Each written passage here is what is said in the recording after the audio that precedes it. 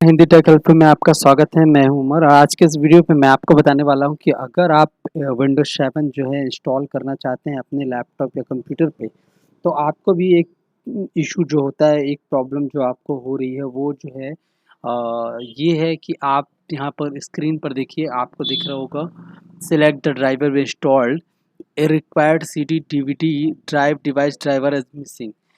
If you have driver properties CD DFD USB flash drive please insert it now.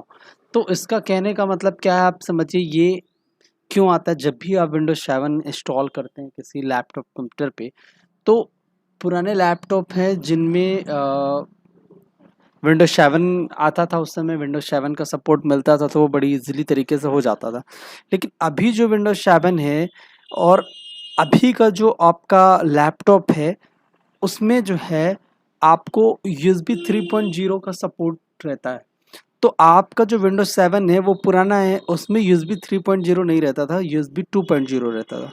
तो उसमें USB 3.0 का support नहीं होने की वजह से आप जो USB पेन ड्राइव से जब भी अपने लैपटॉप को फॉर्मेट करने की कोशिश करते हैं, तो वो जो है नहीं लेता है और ये इस तरह का मैसेज आपको आता है कि लोड ड्राइवर।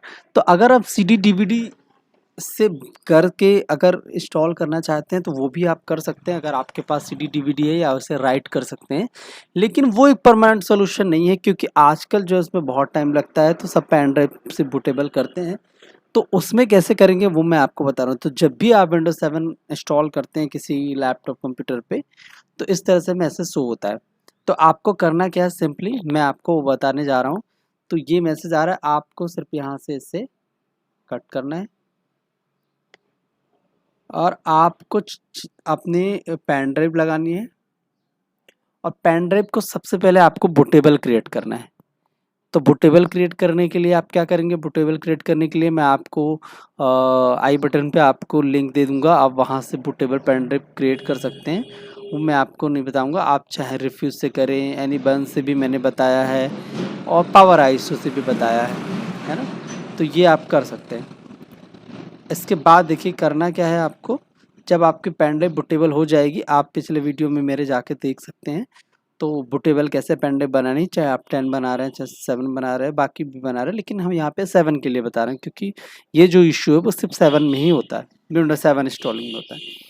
तो उसके लिए आपको करना क्या है, सबसे पहले पेन ड्राइव को बूटेबल क्रिएट कर लेना है। इसके बाद आपको मैं आपको एक लिंक दे दूंगा डिस्क्रिप्शन में, वरना आप नेट से भी सर्च कर सकते हैं, विंडोज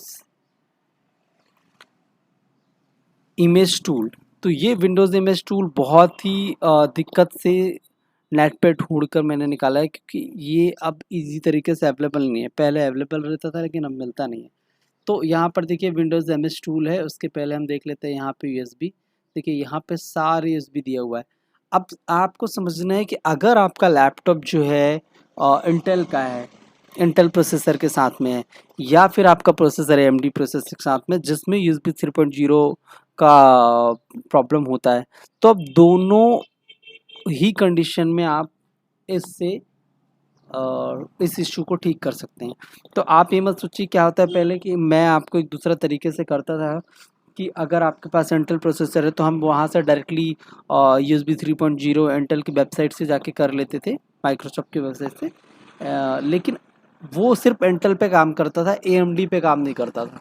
तो दोनों पे बराबर काम करे, ये इश्यू ना हो, इसलिए हम कोई भी लैपटॉप जब भी USB 3.0 या फिर उस तरह का मैसेज आए जो आपको मैंने दिखाया, तो आप AMD प्रोसेसर वाला लैपटॉप हो या इंटेल वाला, आप देखिए ये इंटेल वाला है, ये AMD वाला है, तो ये सारे USB ड्राइवर जो इसमें हम ऐड करेंगे। तो हमने पेन ड्राइव को बूटेबल कर लिया।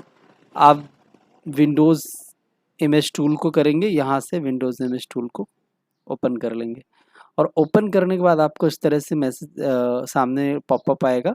यहाँ पे देखिए लिखा है नन ऐड USB ड्राइवर, तो हम यहाँ से ऐड USB ड्राइवर ही रहने देंगे और यहाँ से हम अपनी पेन ड्राइव चुन लेंगे, जो भी आपकी पेन ड्राइव है। नहीं है तो यहाँ से आप रिफ्रेश कर ले, वो आपकी बूटेबल वाली पेन ड्राइव वो यहाँ से डिटेक्ट कर जाएगी, तो आपको रिफ्रेश कर लेना। अब यहाँ पे हम जैसे ऐड NVMe करते हैं, तो ये भी ले लेता है, हम इसे यहाँ से अनटिक कर देते हैं और ये यहाँ से स्टार्ट करना है।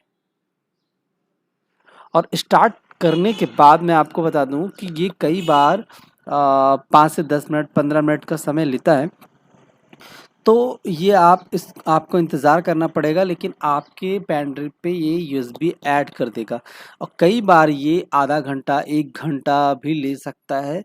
तो आप ये प्रोसेस को पूरा हो जाने दीजिए, एक बार आप इसको टाइम दीजिए और इसको पूरा हो जाने दीजिए और पूरा हो जाने के बाद चाहे 1 घंटे लगे, आधे घंटे लगे, 2 घंटे लगे, आप इसको लगा के चार्जिंग में छोड़ दीजिए, इसको होने दीजिए और जब ये प्रोसेस हो जाएगा ना, इसके बाद आपकी पेन ड्राइव जो है यहाँ पे जब पूरी तरह से हो जाएगा तो यहाँ पे क्लोज का ऑप्शन आएगा। इसके बाद आपकी पेन ड्राइव रेडी हो जाएगी यूएसबी 3.0 के साथ में।